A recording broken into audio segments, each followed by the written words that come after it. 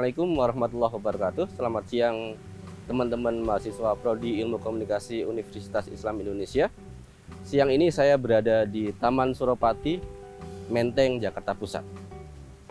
Kita akan membahas tentang urgensi dan pentingnya taman kota dalam kajian lingkungan, termasuk kajian komunikasi lingkungan. Kenapa saya memilih Taman Suropati? Karena beberapa aspek yang kemudian akan kita bahas dalam pertemuan kali ini. Untuk membahas taman kota, ada beberapa alat analisis yang bisa kita gunakan. Ada banyak tokoh scholar atau pakar yang menyajikan atau menawarkan alat analisis untuk membahas taman kota. Kita akan gunakan alat analisis yang paling sederhana, yaitu membagi taman kota dalam 3 dimensinya. Yang pertama adalah dimensi produksi, yang kedua dimensi desain, yang ketiga adalah dimensi konsumsi. Dimensi produksi, taman kota mengacu pada bagaimana sebuah taman kota dibangun, di-create oleh sebuah rezim politik tertentu. Tidak mungkin sebuah taman kota dibentuk oleh warga misalnya. Well, itu mungkin di zaman sekarang yang bisa jadi kemudian warga berinisiatif membuat sebuah taman bersama, tapi tentu akan melewati proses politik. Jadi dalam dimensi produksi kita akan melihat bagaimana sebuah taman kota dibentuk oleh siapa, untuk kepentingan apa, dan untuk audiens yang mana. Kemudian dimensi yang kedua adalah dimensi desain dari sebuah taman kota. Bagaimana sebuah taman kota didesain, ditempatkan, ditata, dan seterusnya. Dan yang ketiga adalah dimensi konsumsi atau resepsi, atau kita bisa katakan sebagai interpretasi dari taman kota yang dilakukan oleh para penggunanya. Oke, kita akan mulai dari 2 dimensi awal, dari dimensi produksi dan dimensi desain. Akan saya gabung jadi satu karena sangat terkait satu sama lain. Dimensi produksi dan dimensi desain ini bisa kita rinci lagi menjadi beberapa hal. Beberapa hal diantaranya adalah pertama sejarah, yang kedua adalah lokasi, dan yang ketiga adalah detail dari penataan taman kota itu. Yang pertama sejarah. Taman Suropati ini sudah ada sejak zaman kolonial. Tahun 1920 taman kota ini diberi nama dengan nama Gubernur Batavia pertama. Kemudian berubah, dan pada masa Indonesia Merdeka, taman kota ini kemudian menjadi salah satu momentum penting pendirian dan keterlibatan Indonesia dalam terbentuknya ASEAN. Ada beberapa monumen di taman kota ini. Kita bisa lihat di sana monumen yang dibuat oleh perupa dari Malaysia. Kemudian di belakang saya persis ada monumen yang berwarna putih, monumen yang dibuat perupa dari Singapura. Dan di sebelahnya ada monumen berwarna hitam yang dibuat oleh perupa dari Indonesia. Seingat saya oleh Sunario. Dan ada 3 monumen lain yang mungkin nggak tampak dalam video ini, yang dibuat oleh perupa dari Thailand, dibuat dari perupa dari Brunei Darussalam, dan dibuat oleh perupa atau seniman dari Filipina, dibuat oleh 6 pendiri ASEAN, 6 negara pendiri ASEAN. Ini dari aspek sejarah. Kita bisa melihat bahwa Taman Suropati ini memiliki nilai politis yang sangat penting sebagai taman yang meneguhkan posisi Indonesia di pergaulan global, khususnya di level ASEAN, bahwa Indonesia punya peran penting dalam pendirian dan berkembangnya ASEAN. Ini adalah taman yang secara simbolik sangat penting bagi Indonesia. Oke, selain itu nilai simbolik ini bisa dilihat dari posisi taman ini. Taman ini tepat berada di kawasan yang saya katakan sebagai salah satu landmark dari Jakarta, kawasan yang sangat penting Jakarta, yaitu kawasan Menteng. Berada di pertemuan 3 jalur utama Jakarta, Jalan Teku Umar, Jalan Diponegoro, dan Jalan Imam Bonjol, jalan-jalan utama di Jakarta Pusat. Dan taman ini tepat berada di pertemuan 3 jalan utama itu, berada di center Jakarta Pusat. Nah, lokasinya sangat strategis. Kemudian detail. Tadi saya menyebut ada 6 monumen yang dibuat oleh perupa dari negara ASEAN, pendiri negara ASEAN. Dan kalau kita lihat, posisi monumen itu kemudian ditempatkan dalam posisi yang sentral. Kalau teman-teman datang ke taman ini, ketemu seperti background di video ini, air mancur, di sebelahnya kanan dan kirinya ada monumen yang cukup besar, yang itu pengunjung pasti akan langsung lihat. Dan kalau pengunjung penasaran, sebenarnya dia akan langsung bertanya, monumen apa ini? Siapa yang membuat? Nah, detail dari pemosisian monumen ini menunjukkan bahwa pesan politik itu sangat penting. Pembuatnya, produsernya ingin meyakinkan bahwa pesan politik Indonesia sebagai negara yang penting di ASEAN sampai kepada audiensnya. Karena monumen yang dibuat para perupa dari ASEAN itu ditempatkan dalam posisi yang sangat strategis di taman. Detail lain yang bisa kita lihat dari sebuah taman adalah sederhana ini, terawat atau tidak.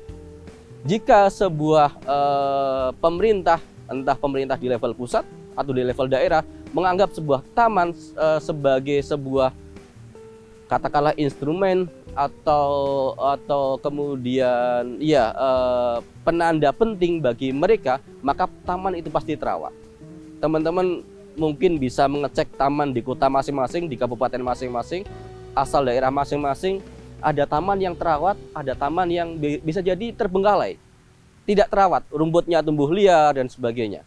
Nah, kita lihat taman ini, rumputnya terpangkas dengan rapi, kemudian tanaman-tanamannya ditata sedemikian rupa, air mancurnya berfungsi dengan normal, kemudian lantainya bersih. Ini menunjukkan bahwa taman ini penting bagi pemerintah. Nah, ini dari aspek desain dan aspek produksi. Oke, kita tahu sekarang secara sekilas bahwa ini taman penting. Saya berada di sebuah landmark yang penting bagi Jakarta, mungkin bagi Indonesia bahkan. Tapi ada aspek ketiga yang belum kita bahas, yaitu aspek konsumsi, interpretasi, atau resepsi dari para penggunanya. Apakah warga yang datang ke sini memang ingin tahu tentang monumen ini, kemudian bertanya, kemudian meyakini, oh ya, Indonesia penting di mata ASEAN. Oh ya, Indonesia punya peran penting dalam berdirinya dan berkembangnya ASEAN. Barangkali tidak ya.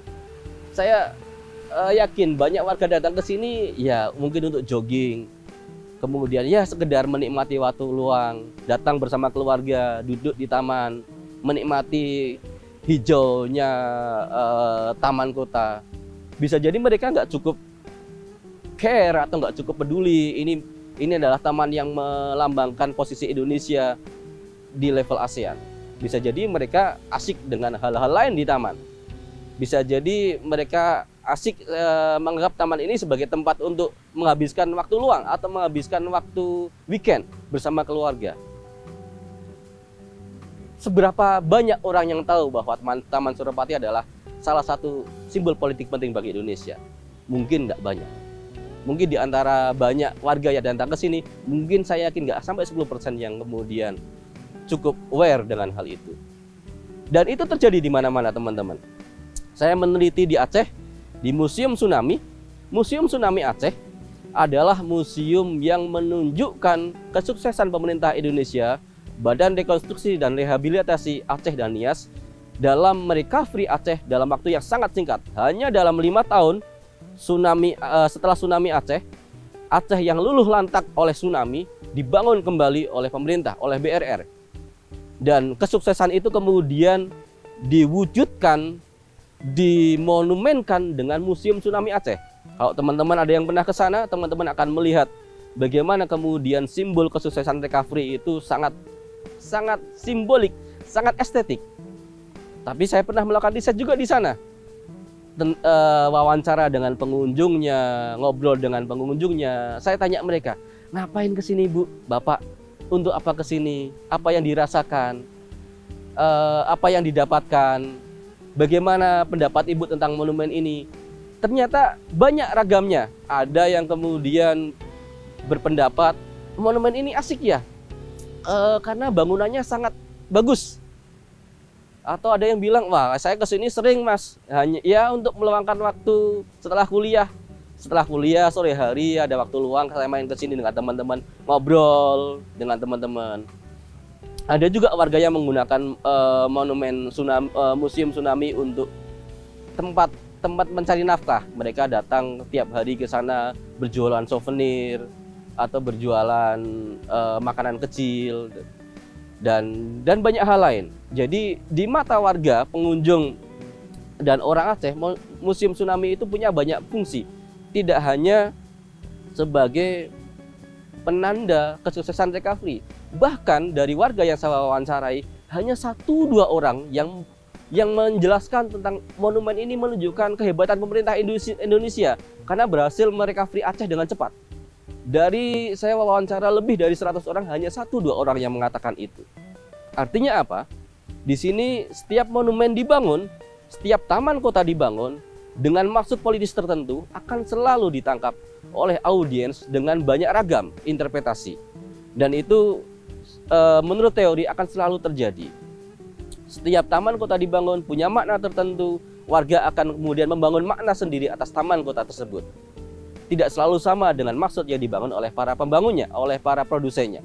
Nah, saya ingin teman-teman melihat taman kota di tempat asal masing-masing, taman kota di kabupaten teman-teman masing-masing, dan coba analisis taman kota tersebut dengan 3 perspektif tadi. Bagaimana taman kota itu dibangun, sejarahnya bagaimana, kemudian bagaimana desainnya, detail dari desain itu, apa yang penting dari desain itu yang menunjukkan nilai penting dari taman kota itu, dan bagaimana taman kota itu diinterpretasi oleh warga, diinterpretasi oleh warga lokal. Yang itu dari situ kemudian kita akan menemukan ada ragam makna, ada banyak makna yang kemudian bisa muncul dari sebuah taman kota.